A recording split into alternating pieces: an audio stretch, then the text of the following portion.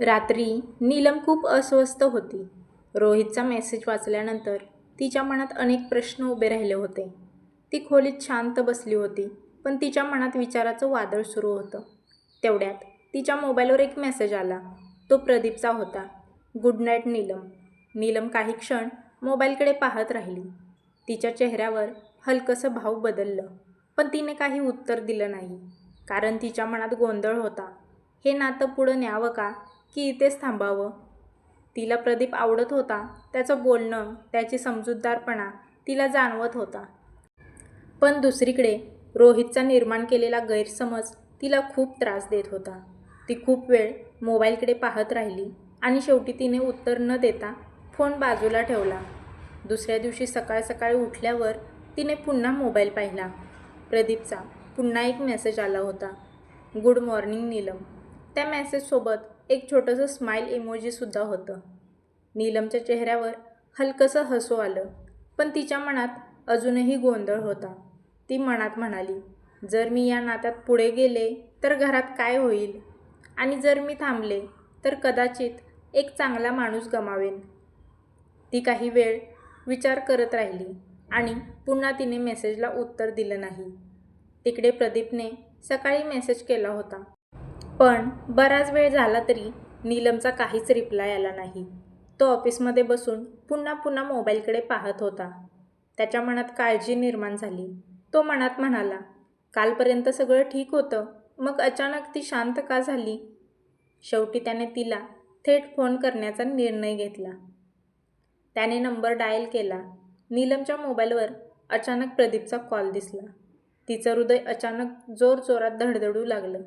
काही क्षण ती स्क्रीनकडे पाहत राहिली आणि मग हळूच कॉल उचलला. हॅलो, ती शांतपणे म्हणाली. प्रदीपच्या आवाजात हलकीशी काळजी होती. नीलम, सगळं ठीक आहे ना? तो पुढे म्हणाला, काल मी गुड नाईटचा मेसेज केला, आज गुड मॉर्निंगही केला, पण तुझा काहीच रिप्लाय आला नाही, म्हणून जरा काळजी वाटली. नीलम काही क्षण शांत राहिली. तिच्या मनात अजूनही खूप काही चालूच होतं. फोनच्या दुसऱ्या बाजूला प्रदीप शांतपणे तिच्या उत्तराची वाट पाहत होता, कारण त्याला स्पष्ट जाणवत होतं, नीलमच्या आयुष्यात काहीतरी घडलं आहे. नीलमने फोनवर फक्त एवढंच म्हटलं, काही नाही, मी जरा कामात आहे, असं बोलून तिने कॉल पटकन कट केला. प्रदीप काही क्षण फोनकडे पाहत राहिला. त्याला स्पष्ट जाणवलं की नीलम काहीतरी लपवत आहे, पण तिने बोलायचं टाळलं. तिकडे नीलमने स्वतःला पूर्णपणे कामात गुंतवून घेतलं. ती फाईल्स तपासत होती, ग्राहकांशी बोलत होती, पण तिच्या मनात अजूनही रोहितचा मेसेज आणि सकाळचा फोन फिरत होता. दुपार झाली. बँकेत नेहमीसारखी गर्दी होती. तेवढ्यात बँकेच्या दारातून रोहित आत आला. तो थेट नीलमच्या काउंटरकडे चालत आला. नीलमने वर पाहिलं आणि त्याला पाहताच तिच्या चेहऱ्यावर आश्चर्य आणि अस्वस्थता दोन्ही दिसले. ती हळू आवाजात म्हणाली, तू इथे कसा आलास? रोहित हसत म्हणाला, अगं तुला भेटायला. नीलम थोडी घाबरली. आजूबाजूला ग्राहक आणि स्टाफ होते. ती म्हणाली, मी कामात आहे, नंतर बोलू. पण रोहित थांबला नाही. तो थोड्या मोठ्या आवाजात म्हणाला, चल ना, बाहेर जाऊ, थोडं फिरायला जाऊया. नीलमला खूप अस्वस्थ वाटायला लागलं. रोहित, इथे ऑफिस आहे, असं बोलू नकोस, ती शांतपणे म्हणाली. पण रोहित अजूनही तिथेच उभा राहिला. काय झालं? 2 मिनिटं बाहेर ये ना, तो पुन्हा म्हणाला. बँकेतला काही स्टाफ दुरून हे सगळं पाहत होता. एक कर्मचारी दुसऱ्याला हळूच म्हणाला, हा कोण आहे? दुसरा म्हणाला, कोणीतरी ओळखीचाच दिसतोय, पण जरा जास्तच फोर्स करतोय. रोहितचं वागणं बघून सगळ्यांना थोडं विचित्रच वाटायला लागलं होतं. नीलमचा चेहरा आता गंभीर झाला. ती म्हणाली, मला काम आहे, कृपया आताच जा. रोहित थोडा चिडला. इतकं काय काम असतं? 2 मिनिटं बाहेर ये ना. हे सगळं पाहून बँकेतल्या लोकांना स्पष्ट वाटत होतं, रोहितचं वागणं योग्य नाही. नीलम खूप अस्वस्थ झाली होती. तिच्या डोळ्यात राग आणि लाज दोन्हीही दिसत होते. त्या क्षणी तिला जाणवलं होतं, रोहित तिच्या आयुष्यात फक्त गोंधळ निर्माण करत आहे आणि बँकेतला प्रत्येकजण आता त्याच्याकडे वेगवेगळ्या नजरेने पाहत होता. रोहित बँकेत उभा राहून सतत बोलत होता. नीलमने त्याला शांतपणे सांगितलं होतं, मला काम आहे, कृपया जा. पण रोहित अजिबात ऐकायला तयारच नव्हता. तो अजून मोठमोठ्याने बोलू लागला. त्याच्या आवाजात हट्ट आणि अहंकार दोन्ही होते. अगं नीलम, आपण लग्न करणार आहोत. तू माझी होणारी बायको आहेस. मग तू मला असा नकार कसा काय देऊ शकतेस? बँकेत उभे असलेले ग्राहक आणि कर्मचारी आता पूर्णपणे त्यांच्याकडे पाहू लागले. रोहित अजून बोलतच राहिला. तुला काम जास्त महत्त्वाचं आहे की नवरा? चल बाहेर, 2 मिनिटं बोलायचं आहे. नीलम खूपच अस्वस्थ झाली. तिच्या चेहऱ्यावर लाज, राग, घाबरलेपण सगळं एकत्र दिसत होतं. ती हळू आवाजात म्हणाली, रोहित असं बोलू नकोस, इथे ऑफिस आहे. पण रोहित अजूनही बोलतच होता. चल ना बाहेर, तो पुन्हा एकदा जोरात म्हणाला. बँकेतला स्टाफ एकमेकांकडे पाहत होते. एक मॅडम हळू आवाजात म्हणाली, हे बरोबर नाही ऑफिसमध्ये असा तमाशा का करतोय? दुसरा कर्मचारी म्हणाले. मॅडमला खूप अवघड वाटत असेल. सगळे आश्चर्याने ते दृश्य पाहत होते. नीलमला वाटलं की जर ती अजून इथे उभी राहिली तर परिस्थिती अजून वाईट होईल. म्हणून ती मनातच म्हणाली, फक्त 2 मिनिटं बाहेर जाऊन याला शांत करावं. ती हळूच काउंटरमधून बाहेर आली. ठीक आहे, चल बाहेर, ती शांतपणे म्हणाली. रोहित लगेच हसला आणि तिच्या मागे बाहेर गेला. बँकेत उभे असलेले कर्मचारी आणि ग्राहक हे सगळं पाहून थक्क झाले होते. एक कर्मचारी म्हणाला, किती विचित्र माणूस आहे हा. दुसरा म्हणाला, मॅडम खूप शांत आहेत, म्हणूनच त्या सहन करत आहेत. नीलम आणि रोहित बाहेर गेले. पण त्या काही मिनिटांच्या प्रसंगाने संपूर्ण बँकेत चर्चा सुरू झाली होती. आणि नीलमच्या मनात एक गोष्ट अजून स्पष्ट होत होती. रोहितचा स्वभाव खरंच तिला समजायला लागला होता. बँकेच्या बाहेर आल्यावर नीलमने एक खोल श्वास घेतला. आतमध्ये जे काही घडलं होतं त्यामुळे ती खूपच अस्वस्थ झाली होती. तिला वाटलं होतं की बाहेर आल्यावर रोहित शांतपणे बोलून निघून जाईल, पण तसं अजिबातच झालं नाही. रोहित अजूनही हसत तिच्याकडे पाहत म्हणाला, चल ना, आज मूव्हीला जाऊया. नीलम थोडी चिडून म्हणाली, रोहित, मला ऑफिसमध्ये परत जायचं आहे, मला काम आहे. पण रोहितने तिचं बोलणं दुर्लक्ष केले. तो पुन्हा म्हणाला, अगं, 1 दिवस सुट्टी घेतलीस तर काय बिघडणार आहे? चल ना, मजा येईल. नीलमने स्पष्टपणे नकार दिला. मला सुट्टी घेता येणार नाही. रोहितचा चेहरा थोडा बदलला. तो म्हणाला, इतकं काय काम असतं?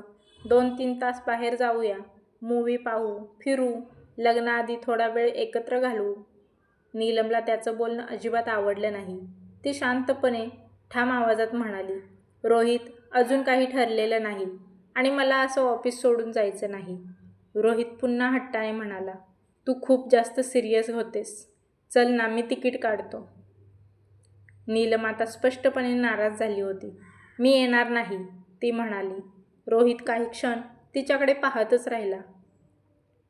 त्याच्या चेहऱ्यावर थोडी चिडचिडी दिसत होती. ठीक आहे, पण इतकं काम करत बसू नकोस. आयुष्यात मजा पण असते, तो थोड्या उपरोधिक आवाजात म्हणाला. नीलम काहीच बोलली नाही. ती वळली आणि परत बँकेकडे चालू लागली. त्या काही मिनिटांच्या संभाषणातून तिच्या मनात एक गोष्ट अजून स्पष्ट होत होती. रोहित अजूनही जबाबदारीपेक्षा मजा आणि हट्ट यालाच जास्त महत्त्व देतोय. आणि बँकेच्या दारात उभी राहून नीलम मनातच विचार करत होती, हा माणूस खरंच आयुष्यभराची साथ देऊ शकेल का? नीलम परत बँकेत आत आली तेव्हा तिच्या चेहऱ्यावर थोडासा थकवा आणि नाराजी स्पष्ट दिसत होती. बाहेर रोहितसोबत झालेल्या बोलण्याने तिचं मन खूप अस्वस्थ झालं होतं. ती शांतपणे तिच्या काउंटरवर जाऊन बसली आणि पुन्हा फाईल्स उघडून काम सुरू करण्याचा प्रयत्न करू लागली. पण बँकेतला स्टाफ आधीपासूनच सगळं पाहत होता. थोड्याच वेळात तिच्या 2 सहकारी मॅडम तिच्या जवळ आल्या. त्यातील एक हसत पण थोड्या उत्सुकतेने म्हणाली, नीलम मॅडम, कोण होता तो? खूप वेळ तुम्हाला बोलवत होता. दुसरी लगेचच म्हणाली, हो ना, आणि जरा जास्तच हट्ट करत होता, असं वाटलं मला. नीलम थोडी गोंधळली. तिला काय सांगावं ते काहीच कळत नव्हतं. ती हलकंसं हसून म्हणाली, असं काहीच नाही, ओळखीचं आहे. पण स्टाफला ते उत्तर पुरेसं वाटलं नाही. एक कर्मचारी म्हणाला, मॅडम, आम्हाला तर वाटलं तुमचा फॅन्स आहे, कारण तो म्हणत होता आपण लग्न करणार आहोत. हे ऐकून नीलमचा चेहरा थोडा गंभीर झाला. ती काही क्षण शांत राहिली आणि मग म्हणाली, अजून काहीच ठरलेलं नाही. एक ज्येष्ठ कर्मचारी थोड्या काळजीने म्हणाले, मॅडम, आम्ही दुरून सगळं पाहत होतो. तो जरा जास्तच जबरदस्ती करत होता. दुसरी मॅडमही म्हणाली, हो, ऑफिसमध्ये येऊन असा हट्ट करणं बरोबर नाही. नीलम शांतपणे सगळं ऐकत होती. तिच्या मनात आधीच अनेक प्रश्न होते आणि आता स्टाफच्या बोलण्यामुळे ते अजूनच वाढले. एक सहकारी हळू आवाजात म्हणाली, मॅडम, राग मानू नका, पण जो माणूस इतका समजूतदार असेल तो कधीही तुम्हाला अशा प्रकारे अडचणीत टाकणार नाही. तुम्हाला जर त्याचा स्वभाव आवडत नसेल तर तुम्ही त्याला डायरेक्ट नाही म्हणून सांगा. त्या शब्दांनी नीलम काही क्षण विचारात पडली. तिला अचानक प्रदीपची आठवण झाली. काल कॅफेमध्ये तो किती शांतपणे, आदराने तिच्याशी बोलत होता आणि आज रोहितने बँकेत येऊन तिची किती अवघड परिस्थिती केली होती. नीलम फाईलकडे पाहत बसली होती, पण तिचं लक्ष कामात नव्हतं. तिच्या मनात फक्त एकच विचार चालू होता, खरंच कोणता माणूस आयुष्यात सुख देऊ शकेल? तिकडे प्रदीप मात्र पूर्णपणे गोंधळात पडला होता. सकाळपासून त्याच्या मनात फक्त नीलमचेच विचार चालू होते. तिने ना त्याच्या गुड नाईट मेसेजला उत्तर दिलं होतं, ना सकाळच्या गुड मॉर्निंगला. फोनवरही ती खूप घाईत बोलून फोन ठेवून दिला होता. ऑफिसमध्ये बसूनही त्याचं लक्ष कामात लागत नव्हतं. समोर फाईल उघडी होती, पण त्याची नजर सतत मोबाईलकडे जात होती. तो मनातच विचार करत होता, कालपर्यंत सगळं ठीक होतं. ती इतकी मोकळेपणाने बोलत होती, मग अचानक असं काय झालं असेल?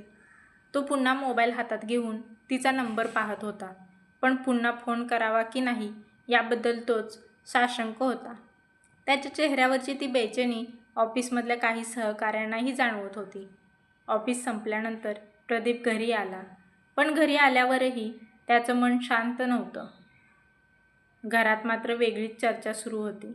त्याची आई स्वयंपाकघरातून बाहेर येत म्हणाली, प्रदीप, काय झालं त्या मुलीचं? बोलणं झालं का पुन्हा? हॉलमध्ये बसलेले वडीलही त्याच्याकडे पाहू लागले. हो, आम्हाला पण सांग, पुढे काय ठरलं? ते म्हणाले. प्रदीप थोडा गोंधळला. तो सोफ्यावर बसला आणि शांतपणे म्हणाला, अजून काही ठरलं नाही, बोलणं सुरू आहे. आई लगेचच उत्सुकतेने विचारू लागली, तुला मुलगी आवडली का? प्रदीपच्या चेहऱ्यावर नकळत हलकंसं हसू आलं. तो म्हणाला, हो, चांगली आहे. आईच्या चेहऱ्यावर आनंद चमकला. मग पुढे काय? तिच्या घरच्यांशी बोलायचं का? ती म्हणाली. पण प्रदीपच्या मनात अजूनही सकाळचा प्रसंग फिरत होता.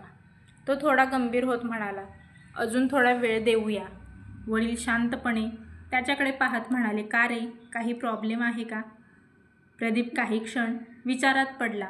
त्याला नीलमची काळजी वाटत होती, पण नेमकं काय झालं हे त्यालाही कळत नव्हतं. तो हळू आवाजात म्हणाला, मला वाटतं तिच्या मनात काहीतरी चालू आहे.